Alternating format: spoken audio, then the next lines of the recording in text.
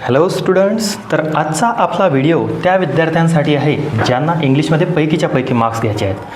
तर इंग्लिश माझ्या मते हा असा कठीण विषय नाही, कारण तिथं क्वेश्चन आहेत आणि तिथंच ॲन्सर लिहायचे आहेत. पॅसेज दिलेला आहे, त्याची उत्तरे लिहा.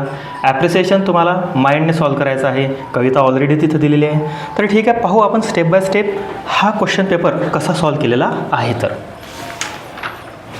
माझी एक स्टुडंट आहे, तिने हा सॉल्व करून दिला होता. ठीक आहे, तर ॲक्टिव्हिटी शीट आहे तुमची. आपण 2023चा पेपर घेतलेला आहे. तर बघा, सेक्शन 1 लँग्वेज स्टडी, मग व्यवस्थित ते टाका. इथं तुमचा मेन क्वेश्चन टाका. त्यानंतर question 1A, do as directed complete any 4. तुम्हाला 6 दिलेले आहेत, त्यातले तुम्हाला 4 सॉल्व करायचे आहेत. मग 4 दुने 8 मार्क्स ते होतात. मग बघा, पहिला क्वेश्चन आहे complete the following words by using correct letters. मग 4 शब्द इथं दिलेले आहेत, त्यात काही रिकाम्या जागा दिल्या आहेत, त्यात फक्त एक लेटर भरायचं आहे आणि तुम्हाला त्याचे मार्क्स मिळतील. मग बघा, पहिला पीपल होता म्हणून मी ओ टाकला आणि तिथं खाली त्याची अंडरलाईन केलेली आहे. ठीक आहे, मग सेकंड आहे मॅच, जो मिसिंग वर्ड होता ज्याने मिनिंगफुल वर्ड बनेल असा तुम्हाला तो बनवावा लागेल. तर अशा प्रकारचा क्वेश्चन राहतो. सेकंड आहे इथं put the following words in alphabetical order. तर अल्फाबेट म्हणजे आपले इंग्रजी जे शब्द आहेत ABCDनुसार तुम्हाला ते अरेंज करावे लागतील. जसं की ABCDमध्ये पहिले येतो D, नंतर L, P, S. तर यानुसार तुम्हाला ते अरेंज करायचे असतात. ठीक आहे, त्यानंतर पंक्च्युएशन आपण इथं सॉल्व केलेलं नाही. यात फुल स्टॉप, डबल इन्व्हर्टेड कॉमा असे पंक्च्युएशन द्यायचे असतात. पुढचा क्वेश्चन बघा, make 4 words minimum of 3 letters each.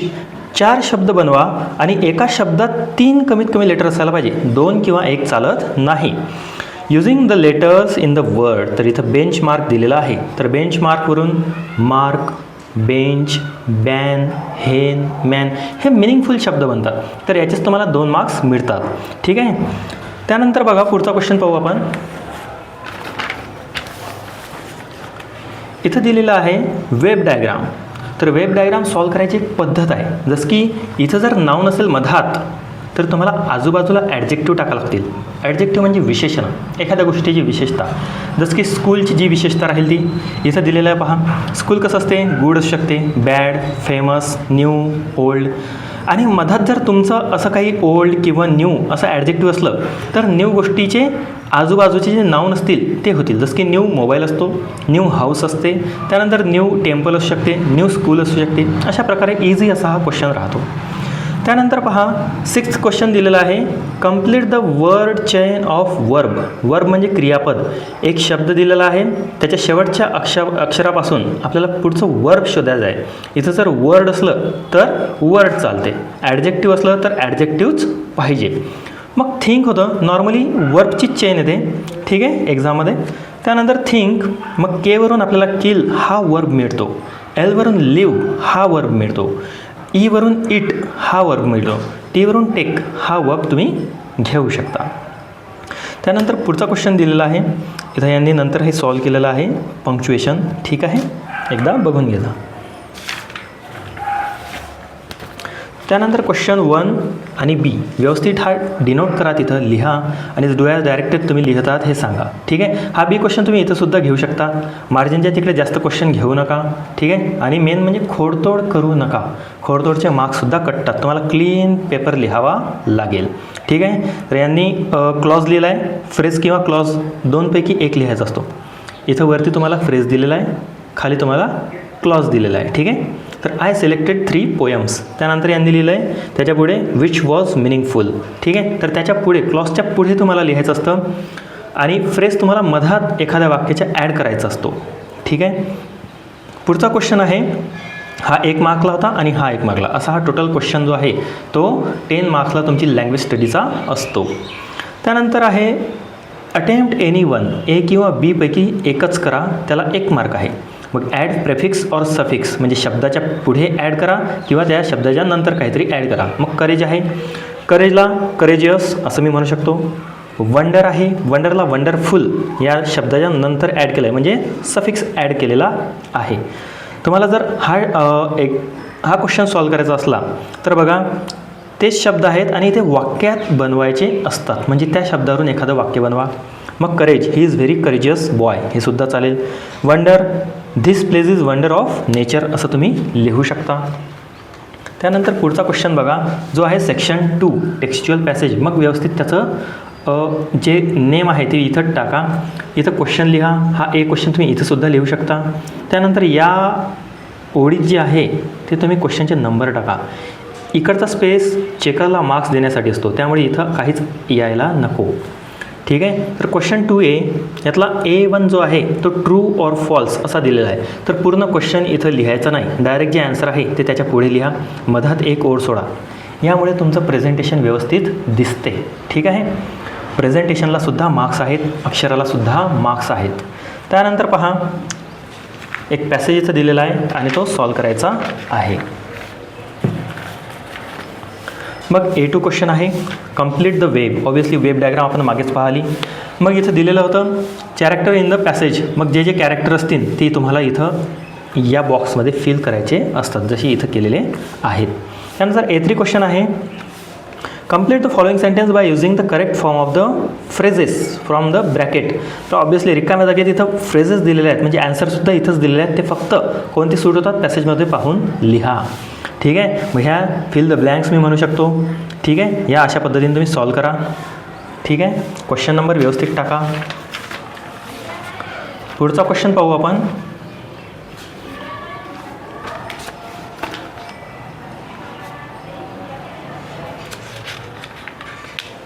A3 जो इथंच हा झाल्यानंतर A4. तर पिक आउट द इन्फिनिटिव्ह. इन्फिनिटिव्ह म्हणजे काय? टू सोबतचं जेही काही वर्ब असेल ते तुम्हाला लिहावं लागते. मग टू सोबतच्या नंतरचं वर्ब तुम्ही इथं ॲन्सरमध्ये लिहा. जसं A4 क्वेश्चन होता त्यातला हा 1 आहे. मग मी इथं लिहिलं टू डू. टू डू हे होतं इन्फिनिटिव्ह. ठीक आहे. त्यानंतर क्वेश्चन पहा, आय हर्ड अ कंप्लेंट. मग begin the sentence with a complaint. मग अ कंप्लेंटसोबत वाक्य सुरू करायचं आहे. ठीक आहे. तर ग्रामरनुसार हा क्वेश्चन तुम्हाला सॉल्व करायचा असतो, जो इथं केलेला आहे. त्यानंतर A5 असते आपला पर्सनल रिस्पॉन्स. ठीक आहे. ज्यात क्वेश्चन आहे, do you like online shopping and why. तर ऑनलाईन शॉपिंग ॲमेझॉन, फ्लिपकार्टवरून आपण करतो. तुम्हाला ती आवडते का? तर हो असेल तर का आवडते, नाही असेल तर का नाही आवडत, हे सुद्धा लिहावं लागते. जर तुम्हाला पॉईंट्स लिहायचे असतील तर तुम्ही पॉईंट्सने सुद्धा लिहू शकता, त्याचेसुद्धा मार्क्स असतात. ठीक आहे. तर पर्सनल रिस्पॉन्स 2 मार्क्ससाठी तुम्हाला एवढा लिहावा लागेल. 2-3 ओळीत चालत नाही. खूप जण 2-3 ओळीत लिहितात, त्यांना वाटते एका ओळीला 1 मार्क मिळेल, पण तसं नसते. ठीक आहे. त्यानंतर बघा B क्वेश्चन इथं, question 2B. Read the following passage and do the activities. तर सेकंड पॅसेजवर हे क्वेश्चन विचारलेले आहेत. जसं B1 दिलं आहे, complete the following table. Utterance म्हणजे कोणी म्हटलं आहे, who said and to whom, कोणी कोणाला म्हटले. तर बघा याचे व्यवस्थित ॲन्सर बॉक्स काढून इथं लिहिलेले आहेत. बॉक्स जिथं गरजेचं आहे तिथं काढा. ठीक आहे. पण जास्त वेळ जायला नको, कारण 3 तासात 80 मार्क्स सॉल्व करायचे असतात. ऑब्वियसली हे खूप चॅलेंजिंग आहे, पण ज्यांची प्रॅक्टिस आहे ते सॉल्व करतात. ठीक आहे. B2 क्वेश्चन आपण पाहू आता. Describe मीनास character. ऑब्वियसली यात दिलेलं आहे की मीना कशी होती, तर मीनाचं कॅरेक्टर इथं लिहिलेलं आहे. ठीक आहे. हे सुद्धा तुम्ही पॉईंट्सने जमलं तर पॉईंट्सने लिहू शकता किंवा पॅसेज तयार करू शकता. पॉईंट्सला जास्त मार्क्स मिळतील. ठीक आहे. त्यानंतर B3, find from the passage the antonyms of. तर विरुद्धार्थी शब्द पॅसेजमधून काढायचे आहेत. मग बॅडचा कोणता? ठीक आहे. त्यानंतर हॅपीचा, नेवर, ऑप्टिमिस्टिक. तर यांचे अँटोनिम्स म्हणजे विरुद्धार्थी शब्द लिहायचे आहेत, जे इथं लिहिलेले आहेत. तुम्ही आन्सर पाहू शकता. त्यानंतर B4 क्वेश्चन इथं दिलेला आहे, do as directed, make it exclamatory sentence. तर उद्गारवाचक वाक्य आपल्याला बनवायचं आहे. तर इथं हे बनवलेलं आहे पहा. एक क्वेश्चन लिहिला, एक ओळ सोडली, त्यानंतर एक अंडरलाईन केली आणि सेकंड क्वेश्चनसुद्धा इथं लिहिलेलं आहे. तर असे व्यवस्थित तुम्हाला प्रेझेंट करावे लागतील ते. WH क्वेश्चन इथं बनवायचा होता. जी अंडरलाईन केलेलं आहे ते तुमचं ॲन्सर आलं पाहिजे. मग इथं ॲन्सर दिलेला आहे. त्यानंतर परत B5 पर्सनल रिस्पॉन्स. B5चे क्वेश्चन पर्सनल रिस्पॉन्सच नॉर्मली राहतात. मग बघा इथं लिहिलेलं आहे, if you have friend like Meena. मीनासारखी मैत्रीण असली तर तुमचा त्यांच्याकडे ॲटिट्यूड कसा असेल, तर इथं ॲन्सर दिलेलं आहे. त्यानंतर बघा पुढचा क्वेश्चन, सेक्शन 3 पोएट्री, जो तुम्हाला 10 मार्क्ससाठी येतो. यात 5 मार्क्स कवितेवर क्वेश्चन विचारले आहेत, 5 मार्क्स ॲप्रिसिएशनचे आहेत. ठीक आहे. तर क्वेश्चन 3 इथं मी टाकला आणि A1 हा क्वेश्चन लिहिलेला आहे. ठीक आहे. मग choose the correct word from the brackets of and complete the sentence. तर रिकामी जागा, ब्रॅकेटमध्ये ॲन्सर आणि तिथं तुम्हाला लिहायचं आहे. म्हणजे खूपच इझी. पॅसेज वाचल्यानंतर तुम्हाला लगेच समजेल की इथं काय आहे. मग the girl on the bus वोर अ, मग जे रिकाम्या जागेत बसेल क्रच, तर तिथं ते रिकाम्या जागा फिल करा, त्याच्या खाली अंडरलाईन करा. बघा प्रॉपर पद्धतीनं एक एक कोड सोडून दिली. हा क्वेश्चन झाल्यानंतर एक अंडरलाईन करा. ठीक आहे. तर यातला B2 आपण पाहू. Complete the following web. तर ऑब्व्हियसली परत तिसरी वेब डायग्राम आलेली आहे. पहा वेब डायग्रामचं वेटेज खूप आहे यात. The girl on the bus had, मग त्या गर्लकडे काय काय होतं, तर ऑब्व्हियसली कवितेत ते दिलेलं होतं. तर तुम्हाला ते सर्व इथं लिहायचं आहे एक एक करून. व्यवस्थित प्रेझेंट करा. बघा कुठे खोडतोड झालेली नाही. त्यानंतर write the rhyming words for following from the extract. तर रायमिंग वर्ड्स म्हणजे यमक जुळणारे शब्द तुम्हाला इथं लिहायचे आहेत. जसं की हेअर, हेअरला जोडणारा शब्द फेअर, माइन, माइनसारखाच व्हाईन. तर असे 2च शब्द तुम्हाला लिहायचे असतात जे 1 मार्क्सला आहेत. त्यानंतर क्वेश्चन येतो आपला ॲप्रिसिएशन. सगळ्यात महत्त्वाचं, खूप जणांना इथं प्रॉब्लेम येतो, पण पैकीच्या पैकी मार्क्स यातसुद्धा मिळवणं खूपच इझी आहे, पण तुम्हाला त्याची प्रॅक्टिस करावी लागेल. तर बघा अ टीनेजर स्प्रेयर, पहिलीच कविता आणि ती बोर्डात आली. खूप वेळेस याचं वाचन होते. ठीक आहे. आपण याचे व्हिडिओसुद्धा टाकलेत, ॲप्रिसिएशनचे सुद्धा आणि एक्सप्लेनेशनचे सुद्धा. ॲप्रिसिएशन ऑफ द पोयम मग असं क्वेश्चनमध्ये टाका. त्यानंतर टायटल, मग टीनेजर स्प्रेयर असं तिथं टायटल लिहा, त्याच्या खाली अंडरलाईन करा, पॉईंट्स द्या. ठीक आहे. प्रेझेंटेशन व्हा, त्यानंतर खाली अंडरलाईन करा. नेम ऑफ द पोएट, मग कवीचं नाव काय होतं, तर जे मोर्स, ते सुद्धा इथं दिलेलं आहे.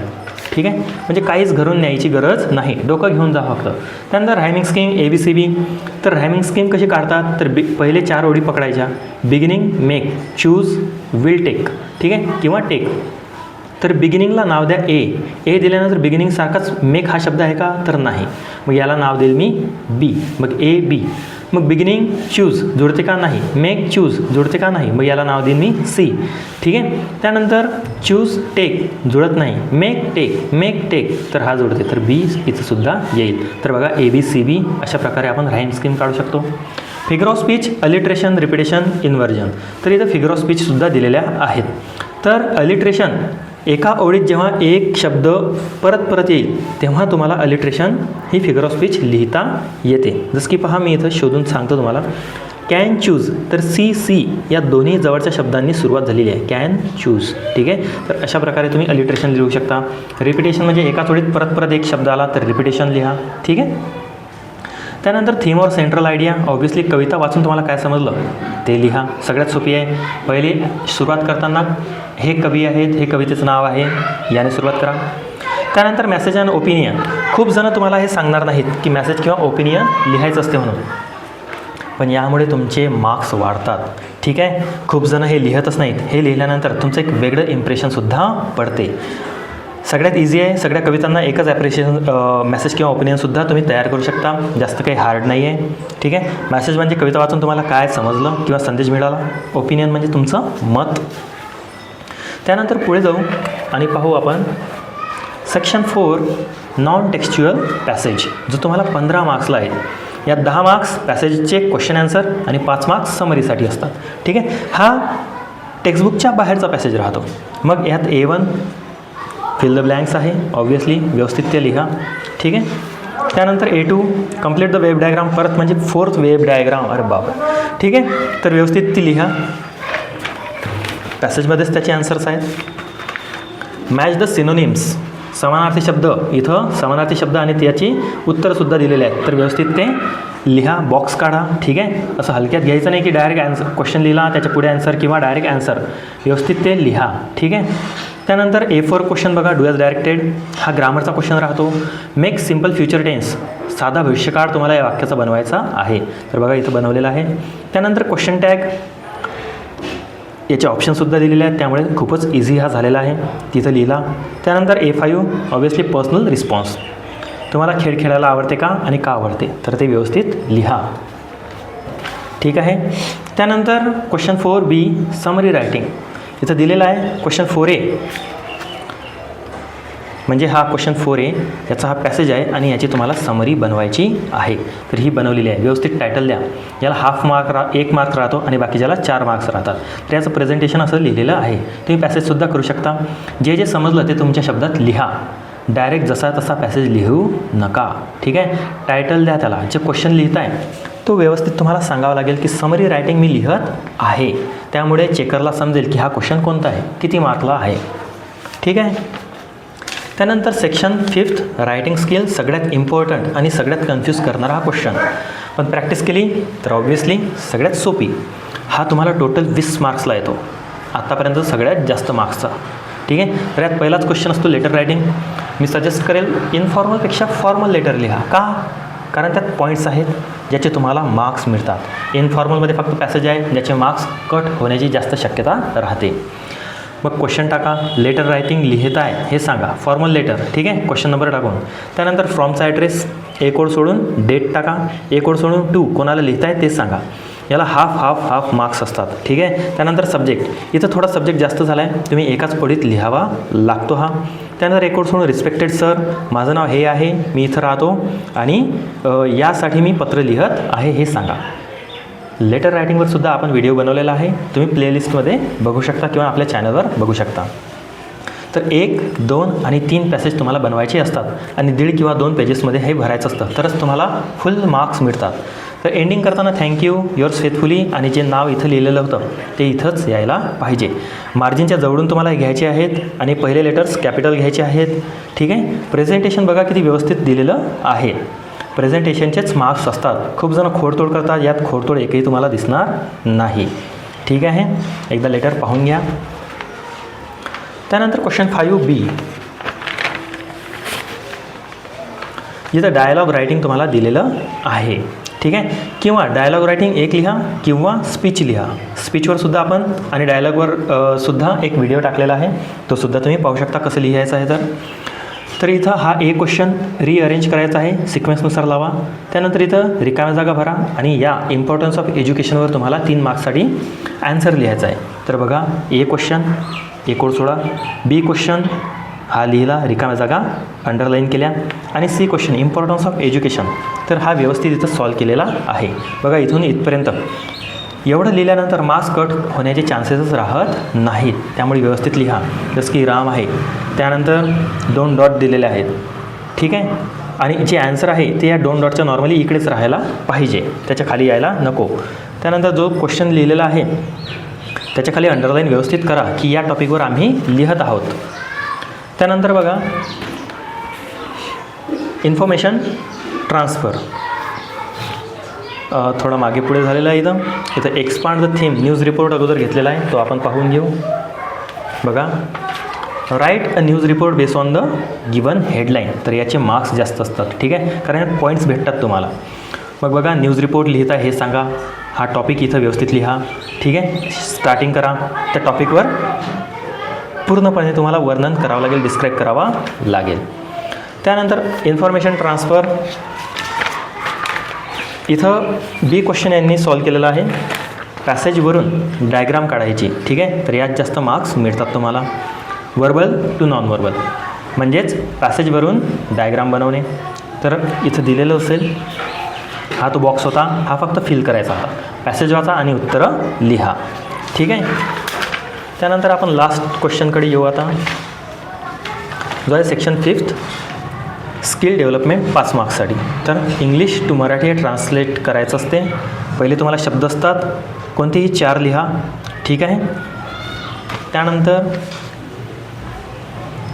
कोणतेही 2 वाक्य इंग्लिशमधून मराठीत करायचे आहेत. बघा, इथे दिलेले आहेत. आणि कोणतेही एक या 2पैकी तुम्हाला मराठीत लिहायचं असते.